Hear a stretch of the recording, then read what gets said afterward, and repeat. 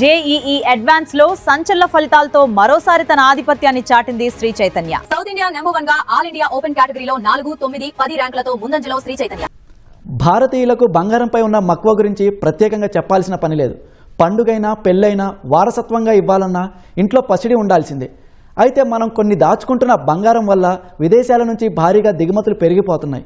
ప్రస్తుతం దేశంలోని ఇల్లు దేవాలయాల లాకర్లలో ఏకంగా 32,000 టన్నుల బంగారం నిరుపయోగంగా ఉంది. ఈ బంగారాన్ని తిరిగి వాడుకలోకి తేవాలని ప్రధాని నరేంద్ర మోదీ ఇటీవల ప్రజలకు పిలుపునిచ్చారు. అసలు బంగారం రీసైక్లింగ్ అంటే ఏమిటి, దీనివల్ల దేశానికి కలిగే లాభం ఏంటో ఇప్పుడు చూద్దాం.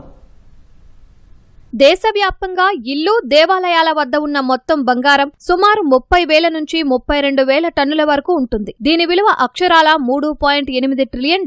భారత కరెన్సీలో 361 లక్షల కోట్లు. దశాబ్దాలుగా ఇళ్లలో పాతబడిపోయిన వాడని నగలు నాణేలు లాకర్లకే పరిమితమవుతున్నాయి. వీటికి బదులు విదేశాల నుంచి కొత్త బంగారాన్ని కొనుగోలు చేస్తుండటంతో దేశంపై ఆర్థిక భారం పడుతోంది. అందుకే దేశంలో నిరుపయోగంగా ఉన్న బంగారాన్ని రీసైక్లింగ్ చేయాలని ప్రధాని మంత్రి నరేంద్ర మోదీ సూచిస్తున్నారు. ఇంట్లో వాడకుండా పడి ఉన్న పాత ఆభరణాలు నాణేలు విరిగిన వస్తువులను కరిగించి మలినాలను తొలగించి తిరిగి 99.9% స్వచ్ఛమైన 24 క్యారెట్ల బంగారంగా మార్చడాన్నే రీసైక్లింగ్ అంటారు. దీన్ని తిరిగి మార్కెట్లోకి తీసుకువచ్చి కొత్త ఆభరణాలుగా తయారు చేస్తారు. కొత్తగా గనుల నుంచి బంగారాన్ని తవ్వడం వల్ల పర్యావరణానికి జరిగే నష్టాన్ని కూడా రీసైక్లింగ్ ద్వారా అరికట్టవచ్చు.